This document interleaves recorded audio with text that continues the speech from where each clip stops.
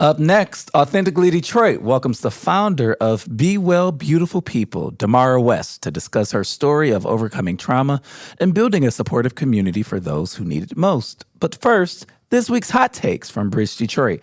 Detroit Reparations Task Force disavows leaders' rogue policy report, and Duggan won't seek re-election in 2025, setting up a mayoral free-for-all. Keep it locked. Authentically Detroit starts after these messages.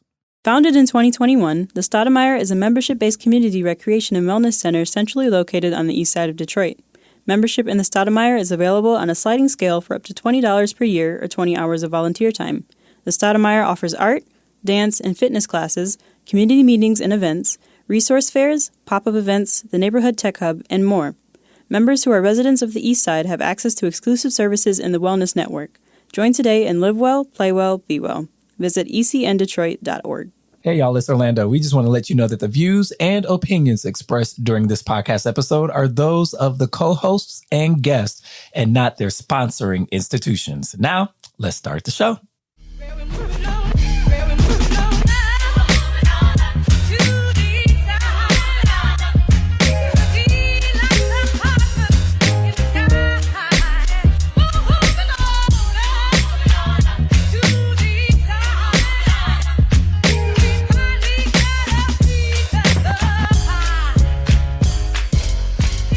Hello, Detroit and the world. Welcome to another episode of Authentically Detroit, broadcasting live from Detroit's East Side at the Stoudemire inside of the East Side Community Network headquarters.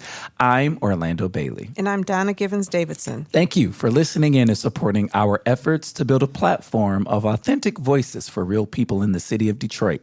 We want you to like, rate, and subscribe to our podcast on all platforms. Happy holidays, everyone. We are happy to have Donna back in the studio with us this week, as well as Demarra West, the founder of Be Well, Beautiful People. Love that name. Demarra is going to share with us her story of overcoming trauma and using that as fuel to build a supportive community for those who need it most. Demarra, welcome to Authentically Detroit.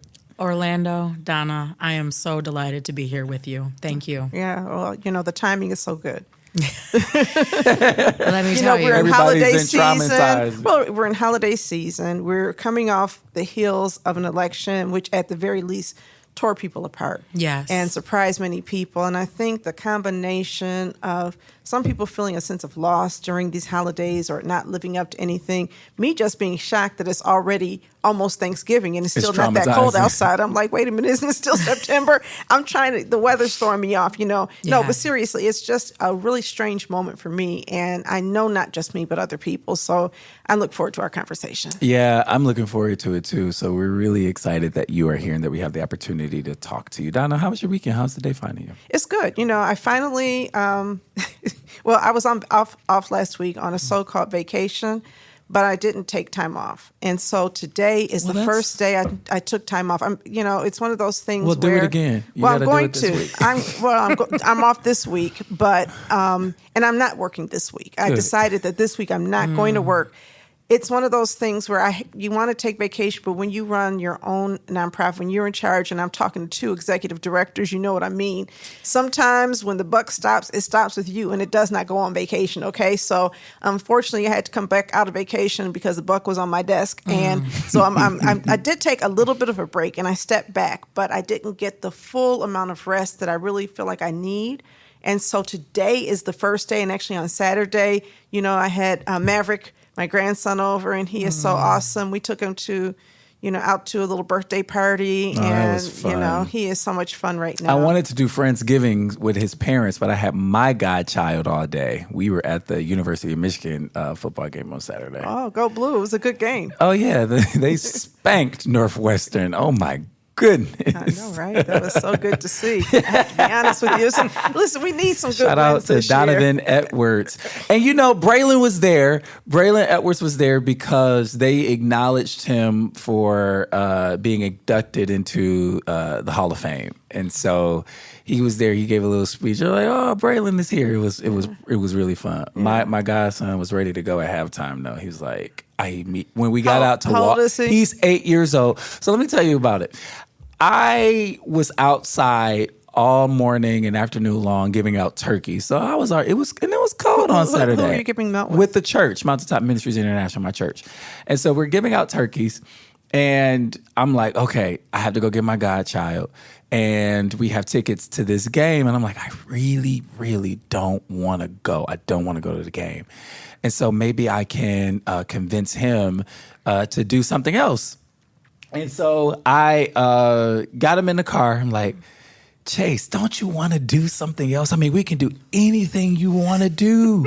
I mean, we can go anywhere you want to go. It's cold out. Yeah, I'm like, the football game is outside. He was like, but I've been learning more about football and I want to go. I was like, but we can watch it from somewhere. He was like, I want to go. I've been trying to play more.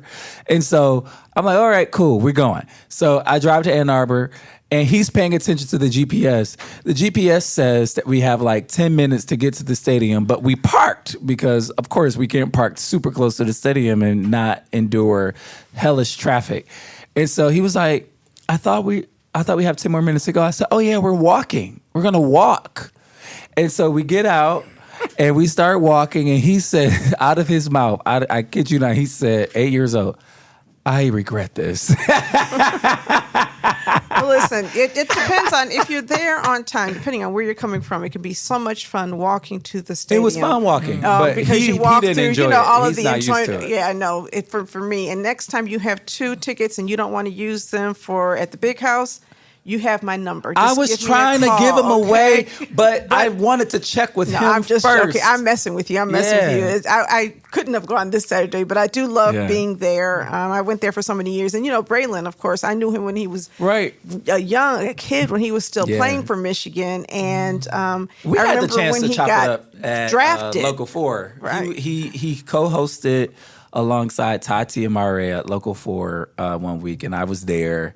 And we really got to converse with him. He's a really cool guy. Well, shout out to Coach Stan Edwards, my kid's track coach, to Carolyn, and then his mother also, because we knew his mother and stepdad. They were all part of this family that we called track, and so track and field when my kids were young. So lots of love for all of them, and good to see he's doing well. I'm glad to see he was to be inducted. a superstar, and then to have a great sense of home. Like this is home. Oh, I love that. I mean, he's got great parents. Okay, and his parents, his mom, Melissa and Chuck, are wonderful people. Stan and Carolyn are wonderful people. He's got great siblings. So that's what I love about Detroit, though. Detroit has that magnetic power that keeps people here because the community can't be found other places, especially when you have family members who love you. It's hard. I never left. And it's my people who keep me here. So I'm excited that he's still here, too. I said this to somebody earlier today that I think Detroit is one of few big cities in this country that still has its soul.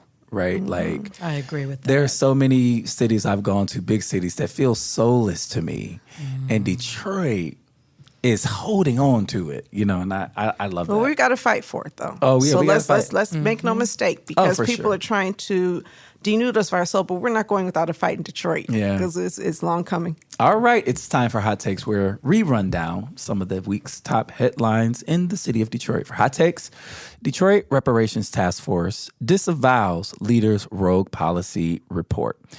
This is by Malachi Barrett at Bridge Detroit. Detroit's Reparations Task Force is publicly distancing itself from policy recommendations drafted by co-chair Keith Williams without their input due to his frustrations with the perceived lack of progress from the group.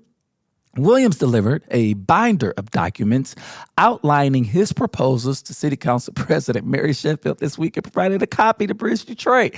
In response, the task force issued a Wednesday statement clarifying that Williams' report does not reflect their work during the last 2 years and shouldn't be considered an official document from the group. It's the latest challenge for the task force formed by the City Council in 2023 after Detroiters overwhelmingly backed a ballot initiative to produce reparations policies. Recommendations are due by March 31st, 2025, after the City Council extended the October deadline. Williams, who helped craft the ballot proposal, was appointed by Sheffield to lead a group of academics, activist and policy minds. For months, he's neglected public meetings and missed internal meetings of the task force's executive committee, citing scheduling issues. He told Bridge Detroit he's been absent for the meetings because he no longer finds value in attending. Williams said his own recommendations were presented on behalf of the Michigan Democratic Party Black Caucus, is what he's trying to say, not as co-chair of the Reparations Task Force. He gave the task force a look at the proposal before bringing it to city council members. Here's the quote. "I'm trying to help facilitate this process," Williams said. "We've been at this for almost 2 years. They're taking too long to get this done." His recommendations center on increasing access to property and economic opportunities, including financial compensation, homebuyer assistance, small business grants, scholarships, workforce training, and neighborhood investments. Williams estimated it will cost at least $2 million annually to staff a new reparations office with additional costs for programs. Task Force co-chair Sidney Calloway said Williams is undermining the group and sowing unnecessary confusion about the direction of their work. Calloway said the task force is hiring a professional writer to draft official policy recommendations and is on track to meet the March 2025 deadline. Donna, what say you? You might recall that I was approached after a couple people dropped off of the task force because they could not work with him. I do recall. To join the task force. And my first response was, how could I say no? This is my life's work. I care about reparations. And then my second thought was, I can't work with him. And so I, at that point, said, you know what? I'm not doing that to myself. You have people who know how to work with other people, and you have people who don't. And you can't change a person who is so clear on their own ideas that they don't listen to anybody else. And double speak. You double speak. So you're doing this as the Michigan Democratic Party Black Caucus chair, but you also, on the other end, say, I'm frustrated with this process, so that's why I did it. Well, that's double speak. Well, first of all, he's the chair of the Michigan Democratic Black Party Caucus, right. And that in itself is an indictment of his leadership, because the Michigan Democratic Party is not connected to most black people in Michigan in the way it should be. And you can tell that by voter turnout. You can tell that by people saying, these are not my issues. You know, I think that he is a person who is pushing an agenda of black capitalism and also a very male-centered, masculine kind of thing, that we need to put the man back in the home and we need to make strong businesses, and we're going to lift our community by building strong black businesses, that kind of Booker T. Washington agenda. And it speaks nothing about the mass incarceration problems that we have, homelessness problems that we have, and so many other problems that are so deeply rooted in our community. And then, I have to say this as a black woman, somebody introduced me to the term misogynoir, and it resonates with me, because as black women, we have some very specific challenges that we're dealing with, and we shouldn't be, right? We have men who are still telling us we need to put a black woman in charge of all of these homes, even as so many homes don't have, black men in charge of these homes, even as so many homes don't have men. And I'm not indicting men. I'm saying we need to do some things to heal our people. And I know we're going to talk to you about that, and I can't wait to have that conversation. But I don't think you can weaponize one group of black folks against the other. And unfortunately, as James Brown said, this is a man's world. It's still a man's world. And, they can't do anything without a woman or a girl. But, women, it's a woman's world too. And it's about time we recognize that. If you look at the composition of that task force, it's him and a bunch of women. And part of that is the explanation for the lack of respect. I'm not saying there's no men, because I don't know everybody on the task force, but I do believe that there's a bunch of women who I know who sit on the task force, and he's not going to listen to women, period. Well, it is, disappointing. There's also some language in the article that says that the critique, I think, from the task force was that a lot of it was also written by artificial intelligence software. Oh, yeah, I did hear about that part. And so guy, come on, guy. You know what? Come on, man. I had a student write Just an AI paper. And turned it in a couple weeks ago, and I read the paper, and I immediately knew it was AI. And the good news is AI cannot replace the human brain. You don't even need like an AI decoder when you are dealing with complex issues to notice that things are a little garbled and don't make sense. You know how AI pictures have 6 or 7 fingers on people's hands or whatever, the hands are in the wrong place on the body. There's something about human intelligence that cannot be duplicated by computers yet. You can tell when it's AI. Yeah. Now, maybe not all the time. Maybe not AI assisted. Help me with a little Grammarly, right? But maybe help me with a little research. When AI writes things, inevitably they turn out wrong. Mm-hmm. Yeah. Get it together, please. All right. For hot takes, Duggan won't seek re-election in 2025, setting up a mayoral free-for-all. This is also by Malachi at Bridge, Detroit. Detroit Mayor Mike Duggan will not seek re-election to a 4th term, setting up a major political shift in Michigan's largest city. Duggan, first elected in 2013 as Detroit's 75th mayor, thanked city leaders and employees for their efforts and support at the Irma Henderson Auditorium last Wednesday. He outlined a vision for his final year in office, committing to staying focused on sustaining the city's progress, expanding neighborhood opportunities, and attracting young talent. The mayor's decision to leave office after his term expires in 2025 clears the field for an open race to succeed him. Several figures have already expressed interest in running, including Council President Mary Sheffield, Council Member Fred Durhall III, nonprofit CEO Santil Jenkins, and businessman Joel Hashim. Other potential candidates include Reverend Solomon Kinlock. Y'all know him at Triumph Church, and former Police Chief James Craig. Y'all know Hollywood Craig. Democratic officials expect Duggan, who is 66, will launch a campaign for Michigan governor later this year. Governor Gretchen Whitmer cannot run again due to term limits. Voters won't decide on her replacement until 2026. Duggan took office 5 months after Detroit's bankruptcy was filed, while a state-appointed emergency manager was overseeing the city's restructuring. Duggan touted the city's transformation from bankruptcy to financial stability, boasting $500 million in reserves today and an investment-grade credit rating. A decade after taking office, Duggan argues he's made significant progress to stabilize the city and take neighborhoods from blight to beauty. Sheffield, a possible mayoral candidate, said Duggan has been a steadfast advocate for Detroit during a critical era and oversaw new economic development, improved city services, and the revitalization of neighborhoods.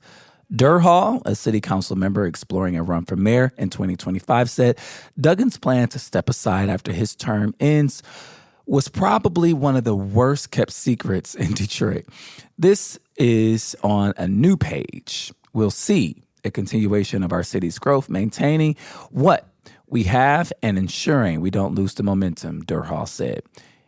The next mayor of Detroit has to bring folks together, end quote. Donna, what say you? I think it's time for a change. I think it's an interesting political season. He touts all the things he touts every time that he has a State of the City address. The truth is far more complex than that. I think we have to look at the fact that we've had far more complex than that. You have to look at just the way that we've spent our money and how it's been so-called invested. Even though spending public dollars, we're not really investing them because investment would suggest there is a financial return, and the folks that are getting the money are not returning them back to the community in the way that they're stating. But I think that if you look at the well-being of average Detroiters, I think we need to evaluate, is it better than it was before he took office? I know that maybe garbage is picked up on time, and that's important, and streetlights are on, and that's important. But when you look at the state of housing, when you look at the average income, when you look at the pollution that's going on inside of our community unchecked, my question is whether or not we've had an effective leader and advocate acting on our behalf at City Hall. And my interest coming forward in the next year is whether or not we can find somebody, identify somebody running for office who's going to act on behalf of the least of us. Because it doesn't take much for somebody to act on behalf of the rich and well-moneyed in our community. But really good mayors are the ones who figure out how to promote inclusive social well-being inside of their cities. And that's not what mayors have been doing in the 21st century. Increasingly, the cities have taken on the same trickle-down model that we have for our federal government, and that is let's build wealth at the top, and then eventually it's going to trickle down to people at the bottom. But we don't spend money on them directly because it's a bad, and here's that term again, investment. So, some interest of folks who want to maybe succeed him.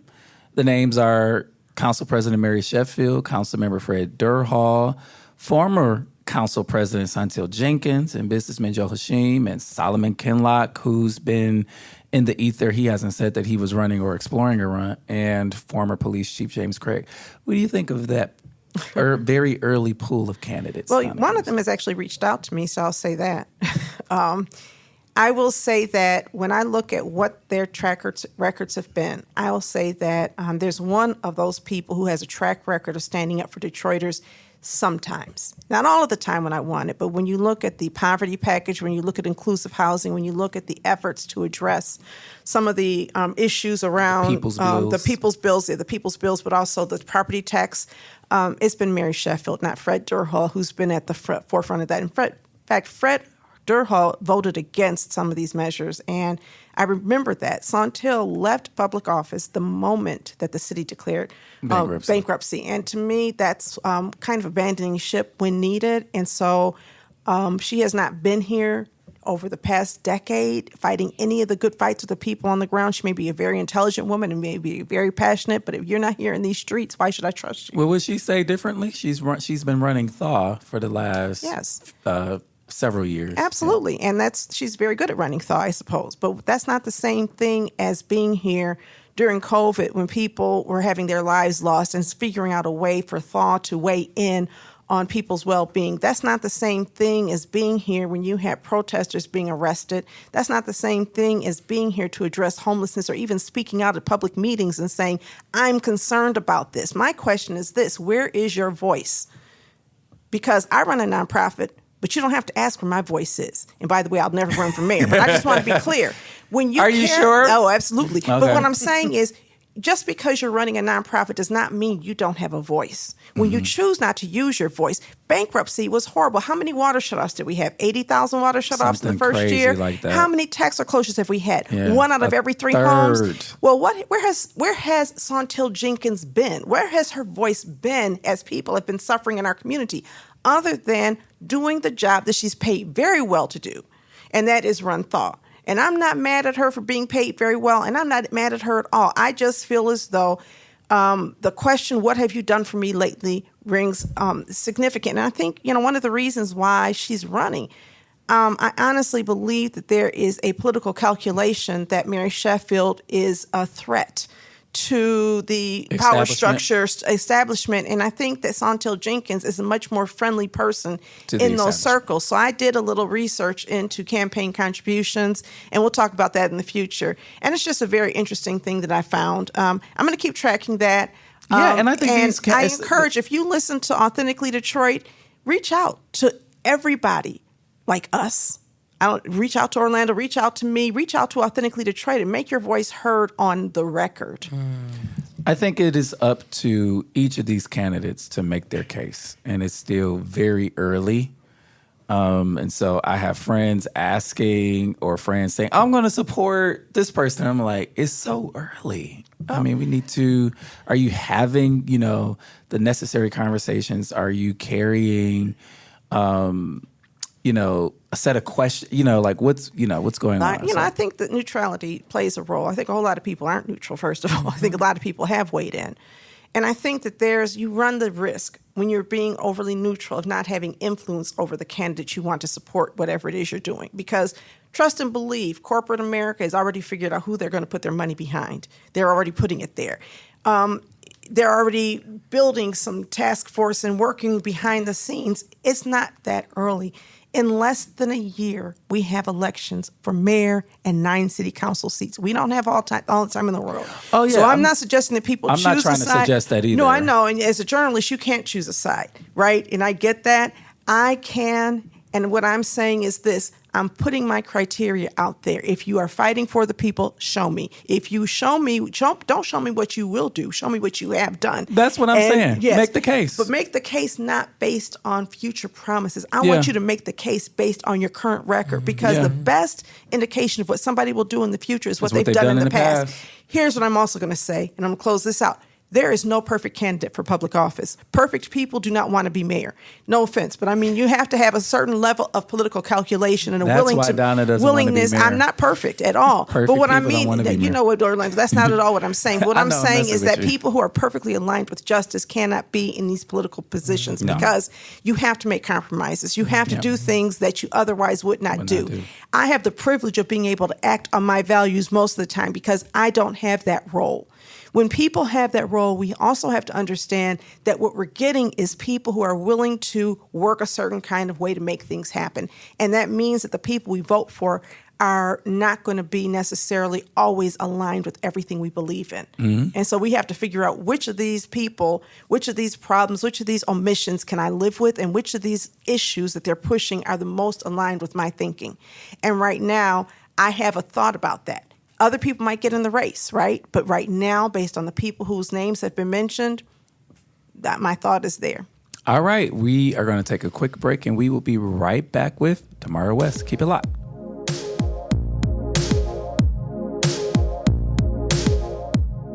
Have you always dreamed of being on the airwaves? Well, the Detroit Eastside Engaged Podcast Network, or DEEP for short, is here to make that dream a reality. Located inside the Stoudemire, the DEEP Network offers studio space and production staff to help get your podcast idea off the ground. Doesn't take a whole lot of work to get started. Just visit the Authentically Detroit page at ecn-detroit.org or call Sarah at 313-948-0344.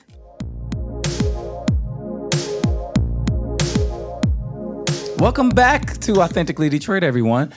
Be Well, Beautiful People is a 501c3 organization with a deep-seated commitment to bridging significant gaps in accessible healing and liberation support while disrupting systems that cause harm.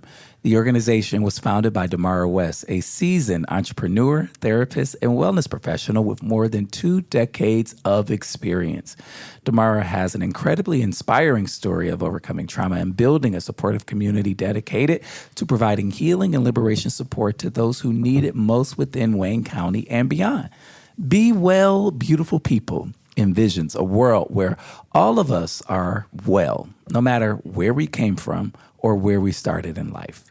The only way to make that vision a reality is by ensuring those most affected by trauma, including BIPOC and LGBTQI, plus the low income and those impacted by incarceration and foster care, have access to wellness solutions that are actually proven to help them rise in every area of their life. Demarra, we are so excited to Can we get give her a into this standing conversation. ovation? Oh my gosh. This Thank you. This vision resonates so deeply with me. That's why I know you're not running for mayor, right? But just joking. This vision Word. resonates completely with me, and so I know Orlando had a question. I just had to No, say go that for it. I am You go really, ahead. really excited because people keep talking about crime and how to deal with crime. And I say, we always talk about crime. We don't talk about trauma. Come on. So can you talk about it? Yeah, no. And so first and foremost, I just want to say, like, y'all are giving truth to the people. This is so beautiful to hear, like, y'all pushing for all the things that you're pushing for in terms of people being educated before they make decisions about what's actually on the ground. And I love that you all are bringing these issues to the forefront. So thank you for having me. I'm looking forward to getting deep into this topic. Yeah. So I'm really interested to know from you, like, what was the impetus for you to start Be Well, Beautiful People? How did it start? Yeah. What's the story? So, my journey in the healing space started when I became a therapist about 14 years ago. And at that time, even though I knew that I had come from trauma, we weren't naming it trauma at that time, not in a very progressive way, right? We're naming trauma in a way where we're having more universal conversations about it, where we're embracing the etiology a little bit more, and even focusing on things like community trauma. And we know that a place like Detroit has experienced a lot of that, right? And a lot of brilliance. And Detroit keeps rising in spite of the ways that the city has been harmed.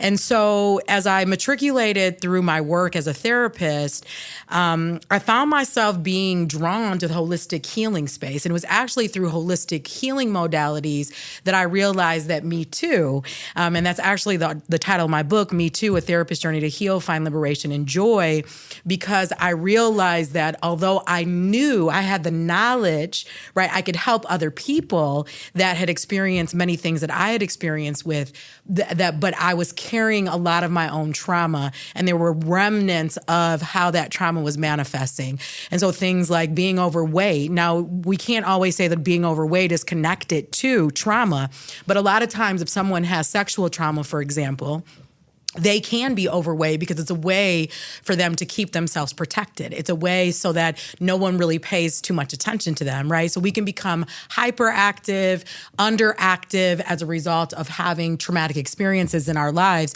And I think that for many people that become therapists and or enter into the helping profession, in fact, about 70% of people that go into the helping profession have trauma themselves, right?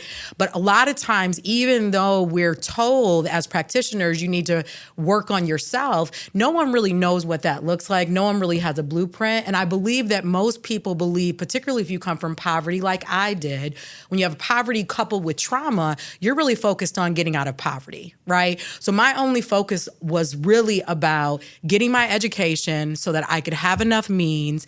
And I really connected money to having a quality of life, which I think that so many people do. And that's the fallacy that we have. And so as James Baldwin said, whatever we don't face, we can't change. And so as I found myself immersed into holistic healing modalities, thinking that I was going out to heal the world, I realized that I was actually being put on this pathway to heal myself.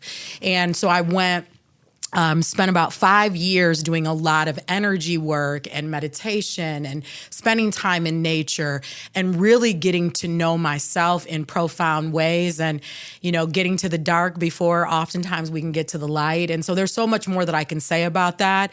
And there's no arrival, right? Because I have a background of trauma, having 8 out of 10 adverse childhood experiences.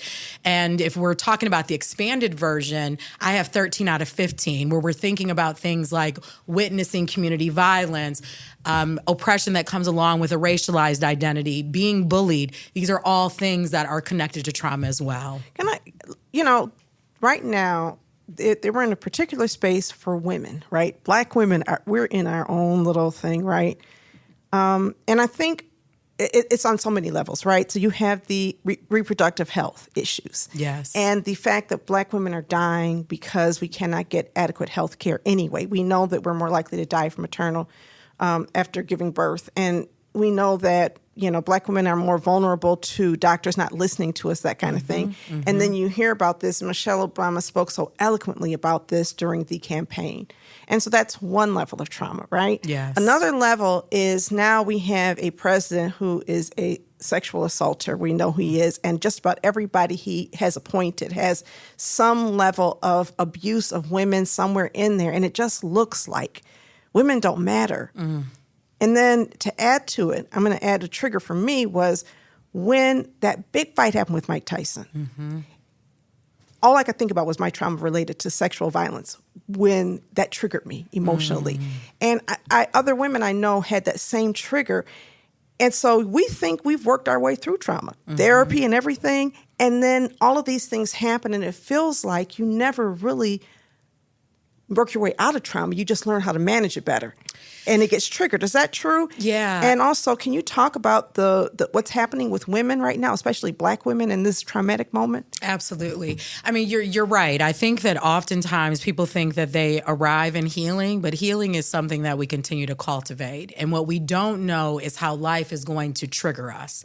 And there's going to be a multitude of triggers that happen across our lifespan. And depending on how deep the wound is, we may be triggered across our lifespan irrespective to it. And so when I talk about trauma, I do it in connection to like an onion, right? And so when you sit down and you acknowledge it, because some people won't even acknowledge it, right, to anyone. You acknowledge it, that's the first step to begin doing the work. And then when you start talking about it, I remember when I'll give it this example really quickly. I remember when I was editing my book. No matter how many times I would sit down and edit this book, I mean, I wrote about the same things. I was very clear about what I was writing about. Every single time it triggered something different. every single time. And so there's a re-traumatization that oftentimes happen as we're going through the healing process. But what I tell people is that you can either suffer with what you know, or you can find liberation by facing the ways that you're suffering right now so that you can discover the things that you haven't discovered yet about yourself. Because one of the things that trauma does is it really blinds us from seeing the truths of who we are and being able to discover the fullness of essentially who we were created to be, because we have taken on certain identities that are not ours to take on because of the lies that we have taken on as a result of the stories we've told ourselves irrespective to that trauma, and which is where shame comes in. And shame keeps that cycle going, which is why many people won't face trauma. They'll take it to the grave with them, right? And so what I'll say about Black women, there's so much that I can say about Black women and trauma. I think that particularly right now in light of the election and knowing that so much of the work that happens in movements falls on the backs of women. We are in the front lines. We are oftentimes holding it down for our partners, our children, our faith communities, our communities as a whole. And I think that Black women are tired. And they have a right to be tired. And I think that many of them feel, and rightfully so, that dues have not adequately been paid for the labor that we have oftentimes taken on in pursuit of transforming our families, our communities, and quite honestly, the world. And when we look at the track record of Black women again, and who came out to the polls and who voted the way that they did, we are always at the forefront of everything. And I think that it's unfortunate that we're seeing in many ways that we're going back in time. And it's deeply disturbing. And although as I'm doing my work, I focus on what's in the realm of our control, right? Because if we focus on things that we can't control, it will cause suffering, right? There's a saying, why suffer on top of the suffering? And so accepting things as they are and then saying from that place, what power do I have from this place to activate change, even though in these ways I can do nothing? So the Serenity Prayer, in other words. Yes, but in these ways I can.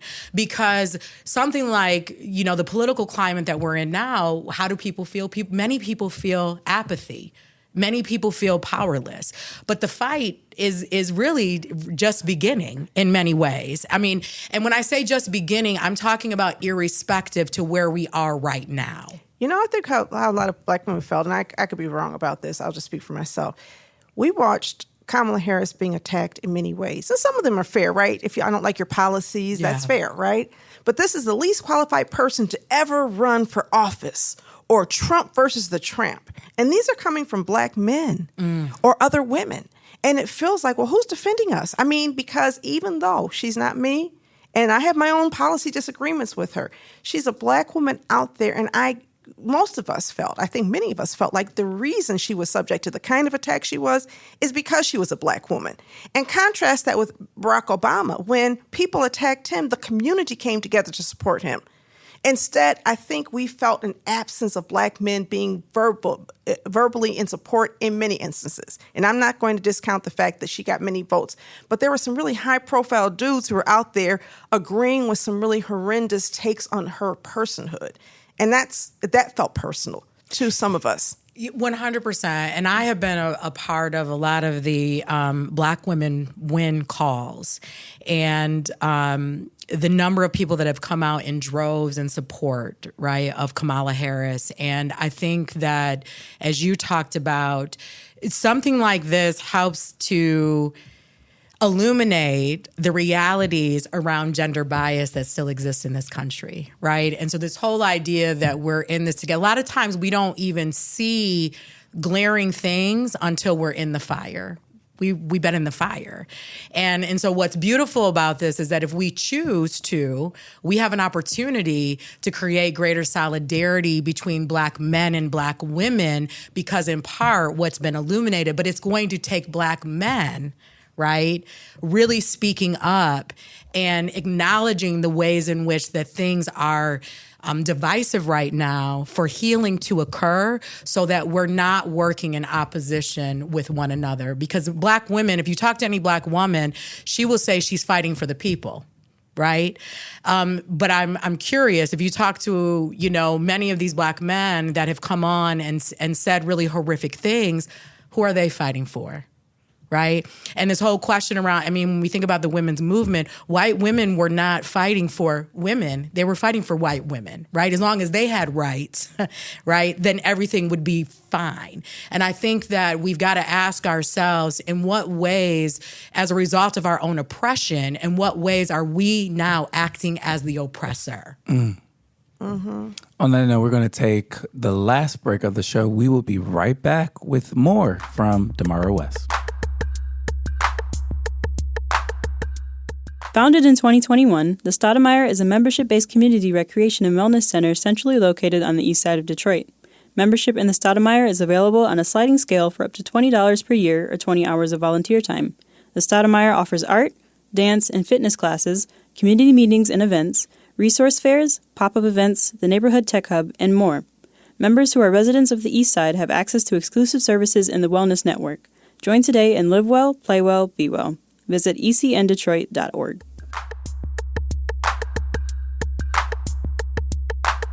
Welcome back to Authentically Detroit. We have Demarra West here with us, and we were having a really interesting conversation about the oppressed sort of perpetuating the same kind of oppression that we suffer from. Talk about the psychology in that. What happens in our minds and in our brains and our psyche that we do that?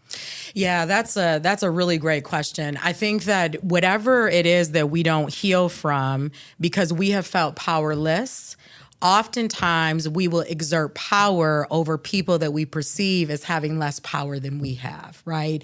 There's something in our psychology, and the Four Agreements talks about this really beautifully, that some of us have this need to oppress, and some of us have this need to be oppressed. And this is why doing internal work is so critical, because if we heal and liberate to the point where we're supposed to, where our design is, then it doesn't matter what people say about us, right? Whether they affirm us or not, because we know the truth of who we are. And it might feel good for somebody to say we're great, but in 1 minute somebody can say we're great, and in the next minute they can say we're not. Right? And we get to decide ultimately what's truth. But oftentimes when people are hurt, we're looking, there's a saying that we all have this need to be seen, to be heard, to be valued. Why do we have this need to be seen, to be heard, and to be valued? And why is it that we can't see ourselves? Why is it that we don't value ourselves? Why is it that we have to look outside of ourselves to do that?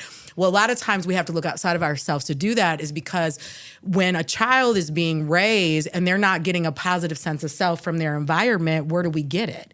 We've got to go somewhere to get it, right?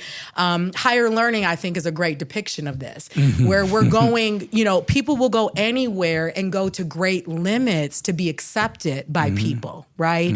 And so a lot of times, if we're talking about the oppressors usually oppress other people because they've been oppressed themselves. And if they believe that that's the only way they can exert power and feel like they have a sense of power within themselves by exerting it elsewhere, then of course you're going to continue to feed that. Does it also sometimes feel safer to align yourself with an oppressor? I think that it feels normal, and it can fuel and it can make you feel powerful. That's the part. And that was the part and the follow-up that I wanted to just name, especially, if we localize it. I think white supremacy looks different in Detroit because we're a majority Black city. White supremacy has Black faces and Black actors within the city of Detroit. And nobody really talks about it. I try to talk about it a lot because I think we have to name it in order to overcome it. And it is that adjacency, in my observation, it is that adjacency to power because you ain't really that powerful. You are adjacent to the man or the person or the entity that has the power.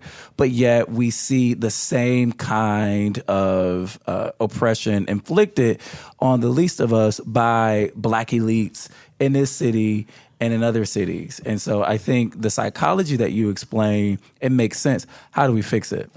Yeah, I mean, so the way that we fix it is by first acknowledging that it's here, right? We can't, even what you just named, which I think is so important, and we need to be having more conversations about this, about internalized racial oppression and the way in which that we operate in alignment with white supremacy, right?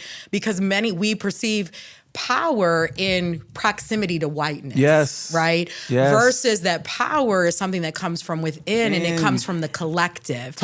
Because if people, when I think about the magic and the brilliance of Detroit, the 80% of us that exist here, imagine if every single person here knew that they were powerful. What do you think could happen from that place? I agree with all what you said, but I also look at, white supremacy, white male supremacy as being the operating system of our culture. Mm-hmm. It's how things run.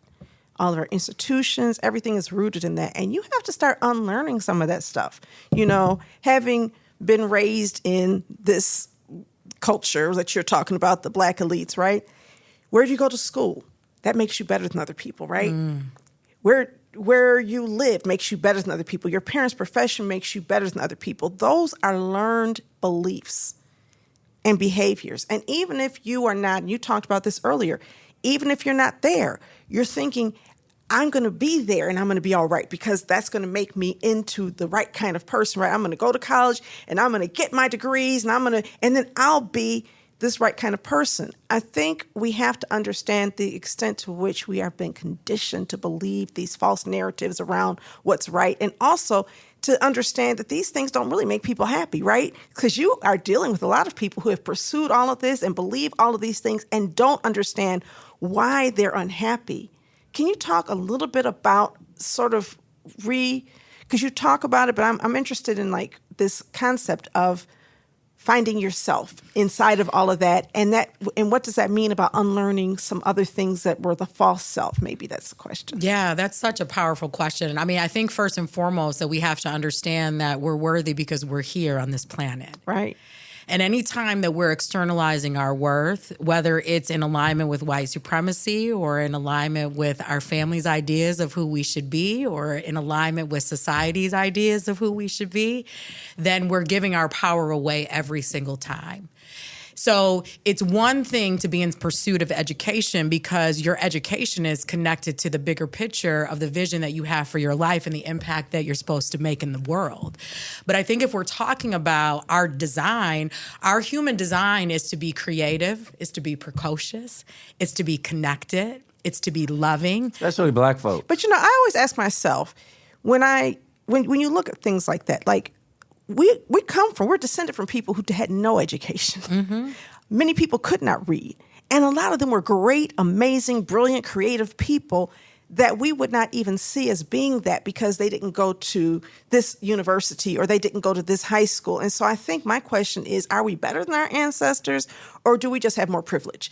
And I think I'm not disagreeing with pursuing education, but I think this idea that me going to this kind of school makes me better. There are people who have never gone to college still who are operating right now in this city, who are brilliant people doing great things. And I think we have to sometimes get over ourselves and these notions we have about our worth that are tied to institutions that excluded our people in the past and are used to exclude people everywhere.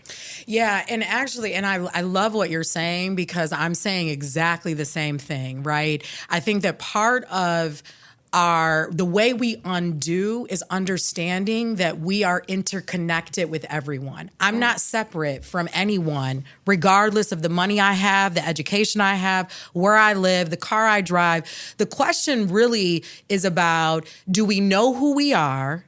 Are we actively working in pursuit of who we are? And that work should involve changing the trajectory of people's lives and of the world. And if we're not doing that, right, and many of us are not, because if we were all doing light work, right? If we all knew who we were, the state of the world would look very different than what it is, because we would not be working just for self. We would be working for the greater good of humanity. That's really what our human design is, right? We uplift ourselves, we curate light for self first, and then it's for the world, right, over and over and over again. But many times, particularly going back to the white supremacy model, we're talking about me, right? How much money I can make. Well, isn't individualism built into that? It only works with individualism. Yeah. Right? And so then when we think about, right, the prison industrial complex and the question that you asked earlier about Black leaders, right, and really confronting our own stuff, we're always talking about the ways in which systems need to change, the way that the white man, quote unquote, needs to change. But how do we need to change? How do we need to heal? How do we need to be proactive about making sure that when we need support, that we are supporting, that if we need somebody to come and do work at our house, that we're calling a Black contractor, that to what extent does our life represent the very values that we claim to espouse? Because who we really are, and you said this earlier, right? Don't tell me what you're gonna do. Tell me what you've already done.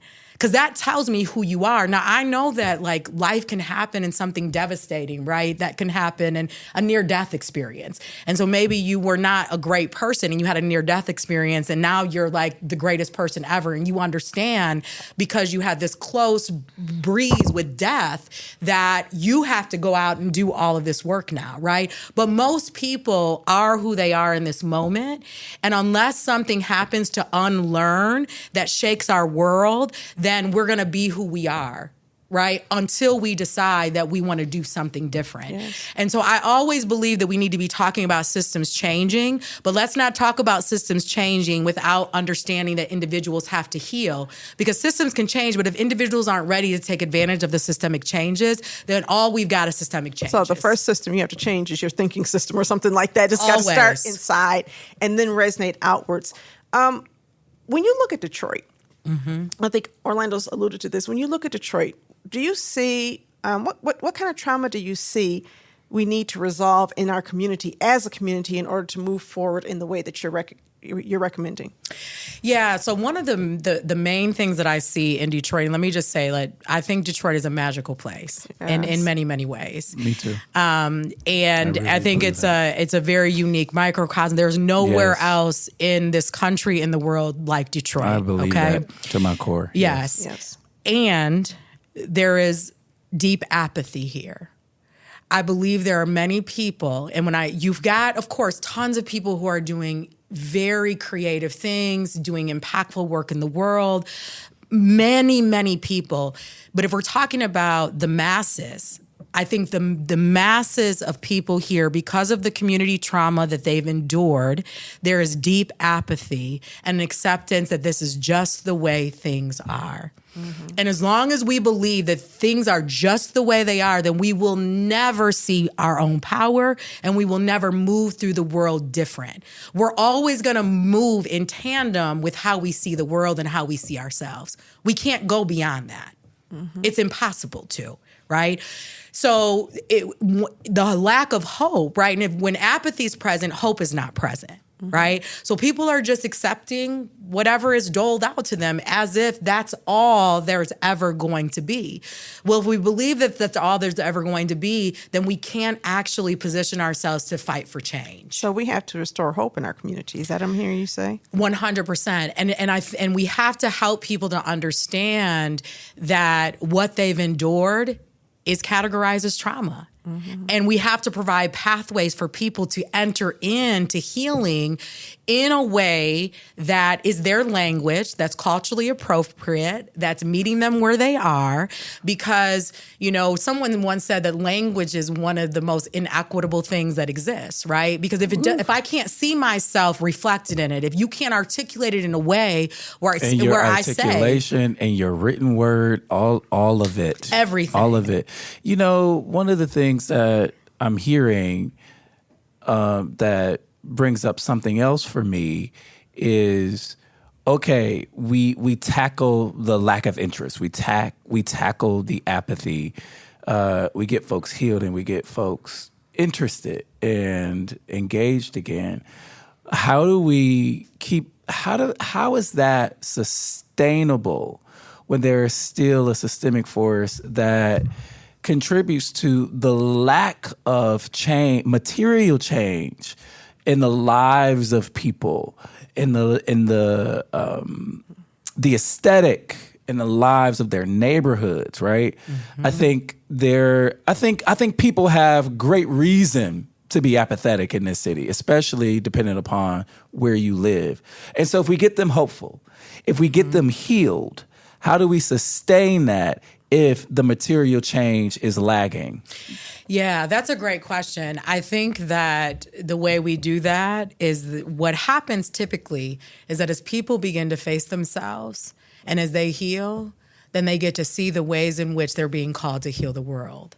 So what? Ooh, right? Yeah. So when we see that, then it becomes clear that part of my work is about transforming my community. Right. So one of my thoughts is around that is that part of the healing around hopelessness is showing people where they do have power. Yes. And having them exercise power where they can.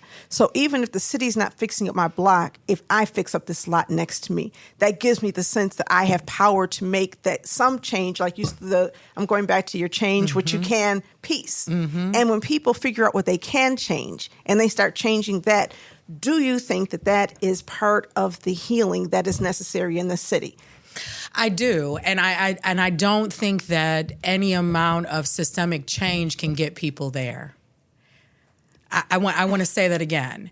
I don't think any amount of systemic change can get people to a place of not being apathetic. We've got to do that in our own communities. Is that what I'm hearing you say? It's 100%. It's much like what happens. You can have someone who starts to sympathize with their abuser because they become conditioned. How do you uncondition someone? You don't just say snap out of it. That person actually has to do work to undo all of the thinking that made them align with the attacker to begin with. The unlearning that we talked about earlier. And so when you talk about that, it seems to me as though systems change after people change.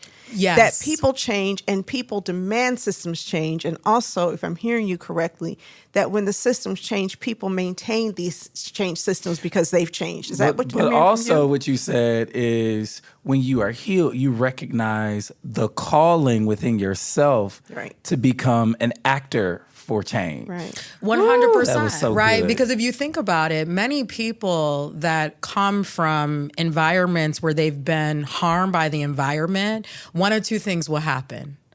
Either the people participate in continued harm in that environment, or people will leave. Three things will happen. Or people will leave the environment if they make it out. And then you have a select few that will work to try to change that environment. And Orlando, you've seen that firsthand. You've helped make it firsthand, right? Yeah. In community organizing Absolutely. work. You've seen giving grants to people and seeing how not only they change a physical thing, but how they change as leaders, as people, and all of a sudden they get more involved. You have been a witness and also a person to help facilitate that. And so I'm hearing you say this, and I'm thinking, wow, what are your connections to community development where we're doing this kind of work on the ground level? Yeah, so this is why my mission is what it is. I mean, I think wellness is important for all of us, but it's more important for people that have been impacted by trauma. Right? Because their ability to self-actualize, right? That's, Maslow's hierarchy of needs talks about self-actualization. Most of us never get to that point of self-actualization. It's because you can't get there without having your basic needs met. And then it's like you have to move up. Now, somehow we still do because we're residual people. We make stuff happen, right? And most people aren't going to be able to rise out of nothing. are out of very little. Most people are not.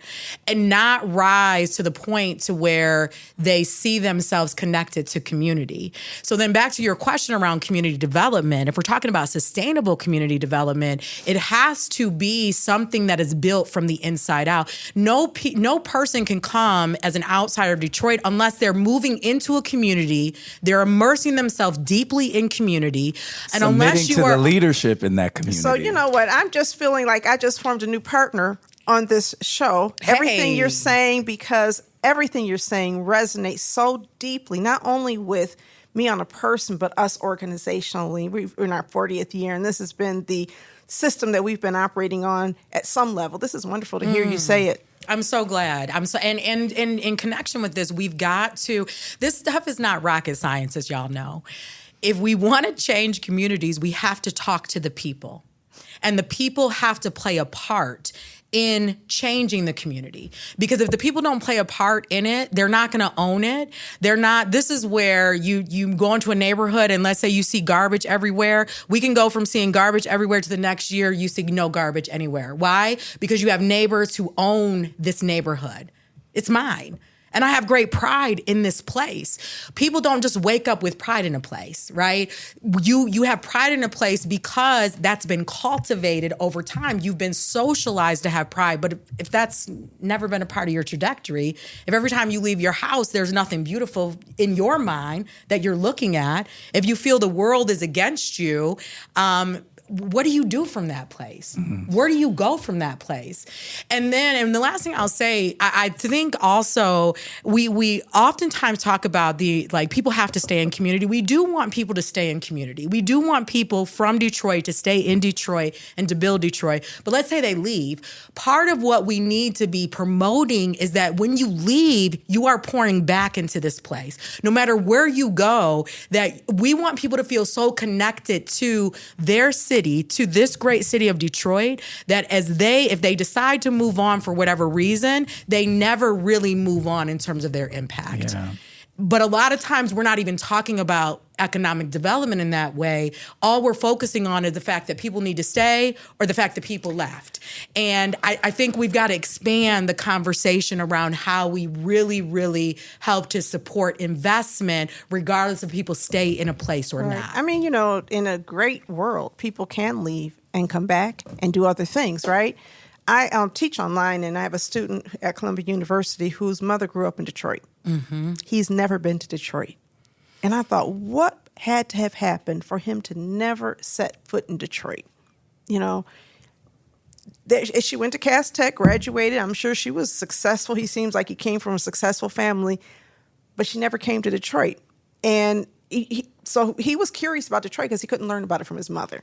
And you hear about people leaving the South, during the Great Migration and never telling their children what happened when they were sharecroppers. It feels as though some people leave with unhealed scars, and that's why they don't give back. And you just said it, and this is anecdotal. I know many people from Detroit who went to Western. That's my alma mater. And many times people will say, I'm not going back to Detroit because of the pain that I experienced when I was here in Detroit. And that is a travesty. And I think that the outside world has a narrative about Detroit that is inaccurate, that's imbalanced, because that's how we are. So we have to be able to tell the real stories about the truth. I've been saying this a lot lately. How do you tell the truth about a place and also do it with a level of humility? How do you tell the full truth about something? And who gets to tell that story? And how is that story told? And these are the questions that I think we have to ask ourselves, irrespective to our own lives, irrespective to taking accountability for our own healing, our own liberation, and having a stake in place. Because if we're not impacting the world in some way as a result of our own healing and liberation, then we're missing it. Yeah, I think sometimes that loving Detroit is a reflection of privilege. That Detroit is easy to love when you have the kind of privilege that you can live well in the city. But for people who are struggling, a lot of times loving Detroit makes no sense when Detroit is evictions, mass, foreclosures, water shutoffs, crime, just abandonment of your neighborhood and this feeling of not mattering here. And sometimes we turn it into this. It reminds me when Eric Thomas wrote that, column, Why I Hate Detroit. And he was kind of speaking to the fact that Detroit means different things to different people. Yes. What I'm hearing you say, I think, is that when we help people deal with the trauma around loss in Detroit, then they can begin recognizing and experiencing some of the good things that also exist here so that they can benefit from this beautiful Detroit that we are privileged to love because we're not living under it. You know what I mean? It's like living at the bottom of whatever the pecking order is in our city. And 100%. I love that you articulated it the way that you did, because there's so much beauty here that can aid us in our liberation, that can aid us in our healing, right? There are beautiful green spaces here. Many times we don't even know these green spaces exist. Right? We don't, not to mention not even realizing what nature does to help the body to heal itself, right? So everything that we know, how we see the world, is going to be based on our socialization, which is why in urban environments, I think it's one of the biggest travesties that we do is not exposing young people to all of the beauty of a place. But it's not a separate conversation, but it's a longer conversation. Demarra West, we want to thank you so much for coming on with us. We can continue. This was such a great, great conversation. Thank you so much for being willing to share with us. Thank you. Thank you for having me. Oh, absolutely. What a gift. This will not be the last conversation that we have, I think, on Authentically Detroit, but certainly not we have at Eastside Community Network. There's great alignment here. Yeah. Excellent. All right. Excellent. If you have topics that you want discussed on Authentically Detroit, you can hit us up on our socials at Authentically Detroit on Facebook, Instagram, and Twitter.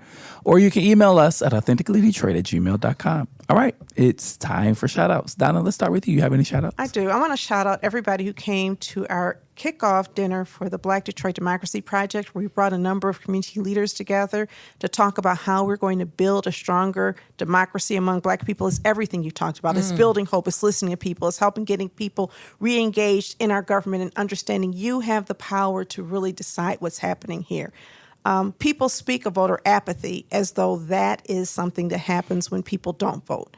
I think a lot of people who do vote are just as apathetic as the people who don't, because they're not voting to change the world. They're voting to keep the world as it is, even though they know it's not what they like. And so I think that what we're trying to do is stop demonizing non-voters, stop demonizing politically disengaged people. So I'm really, really proud of them.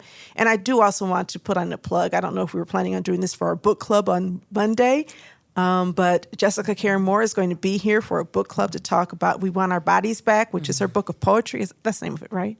Yes. Okay, yeah, I got it right. But anyway, so it's going to be Monday from 6 to 7:30. I want to thank people. Monday, December 2nd. December Yes, 2nd. Thank you. I've been taking a little bit of a break, and I really do appreciate when people show up and join us and help, make this community work, because it's not going to work because of the people who work here, but it's the people who come here and join with us. So thanks to everybody for being involved. Demarra, do you have any shout-outs? I just want to give y'all a shout out. Y'all the real deal. You are. Thank You're you. the real deal. We yeah, are. we are. We Yeah. are. Yes. Thank you for coming on. I would like to shout out Jer Stays and Norris over at the Daily Detroit for having me on last week to talk about any and all things Detroit. It was a good time. And, Jer has been a fan of our show since we got started. And we've never been able to have each other on each other's shows. And so I hope what we were able to kick off is a start for a lot of us just transitioning. So Jared got to come on here and Donna got to go over there, and it's going to be good. And I really do appreciate the space and the conversation. All right, everybody, that's going to do it for this episode of Authentically Detroit. We thank you so much for listening. And until next time, love on somebody and allow yourself to be loved on.